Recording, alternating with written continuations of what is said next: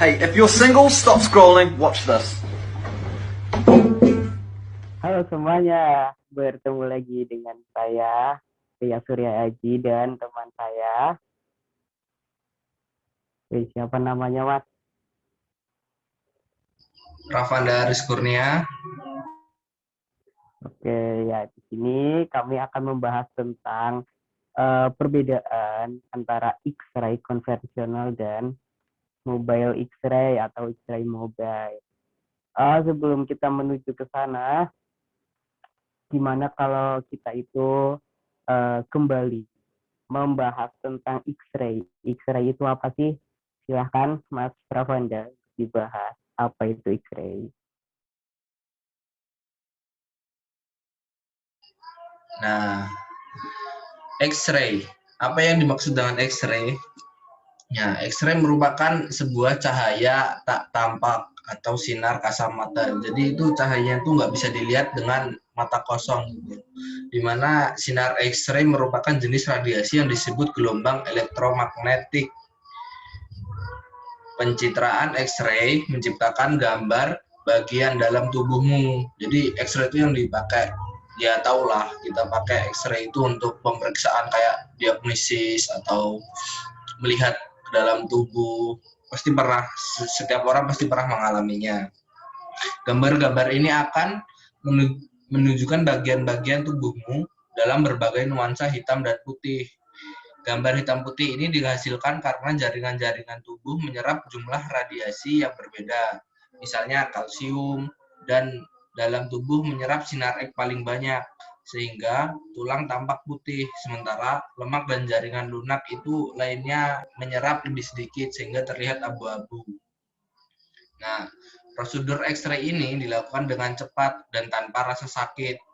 Jadi itu tuh cuma kayak dipoto gitu loh.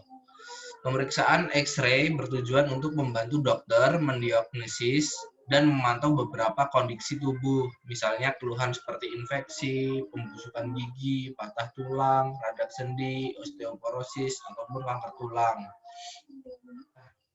Jadi gelombang sinar-sinar itu beda, ada yang namanya sinar gamma, sinar X, sinar UV, infrared, dan gelombang radio. Nah, sinar yang tampak itu di kisaran di sebelah sini nih. Di sinar UV sekitaran sini nih, di antara sinar UV dan infrared itu yang bisa dilihat kayak warna-warna LED biasa. Ini bentuk gelombangnya dari kecil ke besar. Dari sinar gamma gelombangnya semakin rapat dan akan semakin melebar ketika seiring berubah dari sinar gamma, sinar X, sinar UV, infrared, itu akan semakin melebar gelombangnya. Nah, ini proses terbentuknya X-ray. Sinar X-ray dapat dihasilkan dalam sebuah tabung hampa udara. Tabung sinar X dibuat hampa udara agar elektron yang berasal dari katoda tidak terhalang oleh molekul udara dalam perjalanannya menuju anoda. Jadi kayak lampu itu, lampu biasa yang di dalamnya tuh hampa udara. Elektron-elektron terbuk akan menumbuk anoda dan terjadi proses perubahan energi. Energi elektron sebagian besar diubah menjadi 99% panas dan sebagian kecil diubah menjadi sinar X yang jumlah sekitar 1% dari 100% hanya akan menjadi 1% sinar X dan sisanya adalah panas. Sumber elektron tersebut adalah filamen yang dipanaskan dengan cara dialiri arus listrik sehingga timbul emisi elektron. Filamen ini berada pada elektroda negatif yang juga disebut katoda. Cara menggerakkan elektron dari katoda menuju anoda ialah dengan cara diberikannya beda potensial tegangan tinggi antara kedua elektrodanya. Jadi ketika filamen memanas dan ada aliran tegangan tinggi, maka elektronnya itu akan loncat ke anoda. Dari katoda akan loncat ke katoda dan itu akan terjadi X-ray.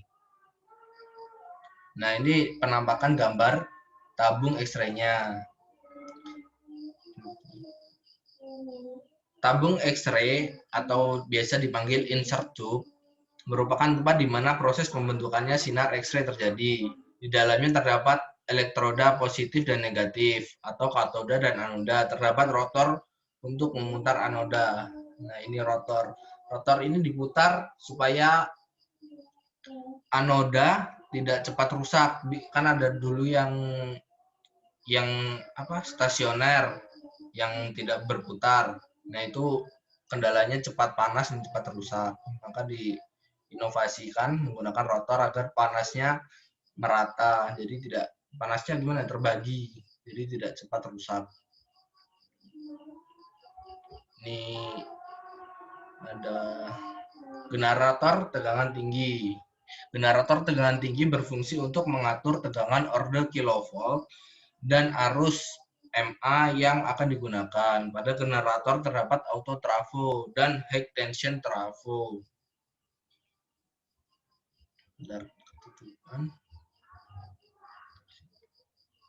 Nah, auto trafo ini untuk mengatur order kilovolt. Nah, di sini nih pilihannya ada order yang ratusan, ada yang puluhan. Ini yang satu misalkan akan pilih 22 kilovolt. Ini kita setting di sini yang 20 dan di sini kita setting yang 2. Dan ini adalah HTT yang nantinya akan masuk ke insert tube. MA select ini untuk memilih MA yang akan digunakan untuk mengatur banyaknya elektron yang akan ditembakkan. Dari sini akan masuk ke katoda. Benar kan? Ya, oke, saya sambung ya. Jadi, gimana cara kerja auto trafo itu atau auto transformator itu? Jadi, dia itu adalah trafo yang bisa diatur, bukan step up, bukan juga step down. Yang jelas, trafo ini kan ada 2 lilitan. Seperti yang kita ketahui, lilitan yang di sebelah sebagai inputan atau kita dapat dari PLN itu adalah lilitan primer dan outputnya adalah lilitan sekunder. Tapi trafo ini hanya memiliki satu lilitan. Nah, jadi apabila kita masukkan tegangan dari PLN sebesar 220 volt, nah maka dua selektor ini yang tadi udah dijelaskan, itu ada ratusan dan satuan, itu biasanya disebut selektor minor dan mayor. Nah, jadi selektor ini apabila lilitannya itu melebar atau yang lilitan itu digeser ke paling ujung dan ujung, maka di situ juga dia tegangannya akan membesar. Anggap saja setiap satu lilit itu dia ditingkatkan sebesar 1000 kilovolt.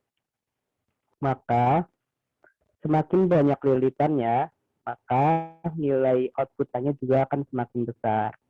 Jadi seperti itulah cara kerja dari selektor mayor dan minor.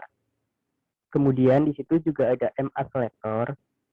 Iya, dan MA selektor itu gunanya untuk mengatur arus di dalam filamen. Nah, arus itu digunakan untuk mengatur densitas atau kejelasan dari sebuah foto. Nah, apabila tegangan itu adalah mengatur intensitasnya, hitamnya dan putihnya gitu. Kalau arus itu untuk densitasnya. Baik, next. Ya, ini adalah kolimator. Kolimator itu adalah komponen yang berfungsi untuk mengatur luas area penyinaran. Nah, di dalam kolimator itu berisi oli untuk mengurangi panas dan lampu untuk melihat luasnya penyinaran. Jadi, kolimator ini digunakan untuk mengarahkan sebesar apa atau seluas apa sinar X itu akan ditembakkan. Ya, next. Ya, ini adalah kaset. Jadi X-ray yang belum terkomputerisasi seperti mobile X-ray maupun X-ray konvensional itu biasanya masih menggunakan kaset sebagai detektor atau untuk menyimpan gambarnya. Nah, kaset ini merupakan detektor atau tempat di mana hasil foto ditangkap. Di dalam kaset berisi grid dan film. Biasanya kaset ini diletakkan di bawah pasien table atau di baki stand untuk pemeriksaan berdiri. Jadi ini contohnya itu ada di baki stand ya. Nah, kalau pemeriksaannya di meja pasien, jadi itu di meja pasien table-nya itu dimasukkan kaset di bawahnya. Jadi urutannya itu adalah kolimator, kemudian pasien, dan di bawah pasiennya itu ada kasetnya. Ya, jadi seperti itu. Nah, untuk pemeriksaan X-ray konvensional maupun X-ray mobile yang masih belum terkomputerisasi, biasanya kaset ini tuh harus untuk menampilkan, bukan, untuk membangkitkan gambarnya itu, kaset ini harus dicuci menggunakan APF atau auto processing film. Nah, kalau tidak itu sekarang yang sudah terkomputerisasi, tapi masih menggunakan kaset itu bisa menggunakan CR atau komputer radio. Oke, next. Ya, silahkan Mas Ravanda. Nah, ini adalah bentuk dari X-ray konvensional. Konvensional X-ray adalah salah satu alat penunjang yang digunakan dokter sebagai pemeriksaan penunjang yang mendukung dokter dalam menegakkan diagnosis penyakit pasiennya. X-ray atau ronsen adalah pemberian dosis radiasi ionisasi dalam jumlah kecil pada tubuh untuk menghasilkan citra atau gambaran tubuh bagian dalam. X-ray merupakan cara atau treatment yang paling tua dan sering digunakan untuk pencitraan dalam dunia medis. X-ray konvensional menggunakan tegangan PLN 220 volt yang di-setup menjadi order kilovolt, di mana pesawat X-ray konvensional menggunakan HTT sebagai pembangkit tegangan order kilovolt, Pesawat X-ray konvensional juga masih menggunakan kaset yang menggunakan gambar asli ronsen. Untuk mencetak gambar pesawat sinar X konvensional masih menggunakan metode dengan APF yang sudah dijelaskan tadi, dengan menggunakan komputerisasi pesawat CR. Ini X-ray mobile adalah satu alat yang digunakan untuk mendiagnosa penyakit pada organ bagian tubuh dalam dengan bantuan sinar X dengan pembangkit tegangan tinggi merupakan pengisian muatan pada kondensator, sehingga X-ray ini dioperasikan oleh baterai. Digunakan untuk tindakan radiografi dari satu ruangan ke ruangan lainnya. Jadi yang ini bisa dibawa kemana-mana gitu, ke ruangan lain. Prinsip dasarnya, X-ray mobile terdiri dari chart beroda yang membawa X-ray generator, X-ray tube stand, kolimator, dan penyimpanan film kaset. Ada juga baterai untuk mencharge tenaga pada X-ray mobile. Di alat ini ada dua prinsip kerja, bisa dari suplai tegangan 220 VAC langsung atau baterai.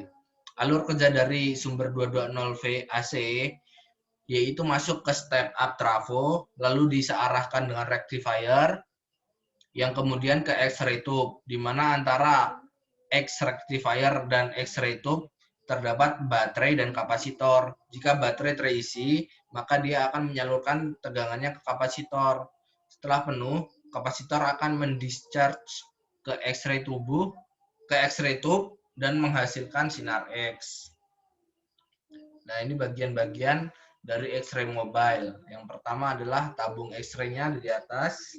Yang kedua adalah kolimator yang untuk mengatur luasnya yang akan keluarnya sinar, mengatur luasnya sinar yang akan keluar. 3 adalah lengan penompang. 4 adalah hand switch. 5 adalah panel kontrol. 6 adalah pegangan kemudi. 7 adalah blok kaset. Dan yang 8 adalah HTT-nya. Perbedaan dari X-ray konvensional dan X-ray mobile, kalau X-ray konvensional itu paten, tidak bisa dibawa kemana-mana. Jadi cuma di tempat itu di ruangan radiologi. Yang kedua sumbernya dari tegangan 220 VAC dan terdapat meja khusus untuk pemeriksaan. Sedangkan X-ray mobile dapat dibawa kemana saja. Sumber tegangan bisa dari baterai atau aki. Pemeriksaan dapat dilakukan di bed pasien. Jadi pasiennya tidak perlu datang ke ruangan radiologi. Iya, seperti itu kurang lebihnya. Jadi kesimpulannya bisa kembali ke sebelumnya, Mas Rafanda. Ya, bisa dilihat perbedaan dari X-ray konvensional dan X-ray mobile itu sangat sedikit ya, Mas Rafanda. Benar-benar. Jadi keduanya itu memiliki fungsi yang sama dengan peralatan atau komponen yang hampir di setiap X-ray mobile itu, X-ray konvensional itu ada di X-ray mobile, seperti contohnya di HTT-nya, di kolimator, di tabung X-ray, semuanya ada. Jadi yang paling mencolok perbedaannya adalah kegunaannya, fungsinya. Maksudnya sama, kalau fungsinya mungkin masih sama ya, untuk memfoto bagian dalam. Jadi perbedaan yang paling mencolok itu secara apa ya, Mas Rafanda? Sumbernya, sumber tegangan yang Secara digunakan dan fleksibilitas dari alatnya itu yang dapat dibawa kemana. Iya, fleksibilitas. Iya, jadi bisa dilihat secara mobilitas dari alat tersebut ya, Mas Rafanda ya. Jadi apabila contohnya X-ray mobile itu kayak ada orang kecelakaan lalu lintas dan terus pasiennya tidak bisa dibawa ke ruang radiologi, jadi bisa menggunakan X-ray mobile. Jadi sesuai kebutuhannya ya, seperti itu kurang lebihnya. Ada yang mau ditambahin, Mas Rafanda, tentang perbedaannya? Jadi perbedaannya ini yang sangat mencolok nih itu tadi ya yang sudah dijelaskan, dan juga sumber tegangan ini. Ini sumber tegangannya menggunakan baterai atau aki. Yang kita tahu baterai atau aki itu mungkin tidak tidak sekuat dari tegangan dari PLN, tapi ini adalah suatu hal yang sangat baik, suatu kemajuan yang sangat dibutuhkan dalam perkembangan elektromedis di dunia. Bahkan mungkin kalau di luar negeri sudah ada yang lebih baik, ada yang lebih canggih, namun ini saja yang mobile ini sudah merupakan, menurut saya sudah merupakan gimana ya, saya wah gitulah. Yang biasanya saya pernah lihat tuh yang konvensional gini, namun yang konvensional yang saya temui di rumah sakit itu sudah terhubung dengan komputer dari rumah sakit tersebut. Nah, kalau untuk X-ray sendiri, X-ray yang mobile ini saya belum pernah menemui. Mungkin Saudara Rias sudah pernah menemui X-ray mobile? Kebetulan sudah di laboratorium teknik elektromedik UMY ada, dan mungkin karena sumbernya beda ya, Mas Rafanda ya, mungkin hasil fotonya atau radiasi yang dihasilkan itu mungkin lebih kecil ya daripada X-ray konvensional. X-ray mobile memiliki radiasi yang lebih sedikit, mungkin karena perbedaan sumbernya. Kalau boleh tahu di sebelah mana ya ruangannya ya?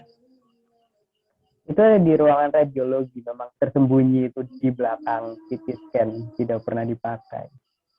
Ya maklum ya. Maklum, saya bukan anak situ soalnya. Jadi ya tidak tahu. Saya biasa beres-beres di sana. Jadi nemu ada. Iya. Baru tahu saya malahan. Yes. Ya baik. Oke, kurang lebihnya seperti itu ya. Ya. Teman-teman semuanya. Nah, jangan ini lupa video ini disponsori oleh Rafanda Haris dan Yes Aji. Jangan lupa like, comment, and subscribe. Oke. Ya, terima kasih. Sekian dari kami.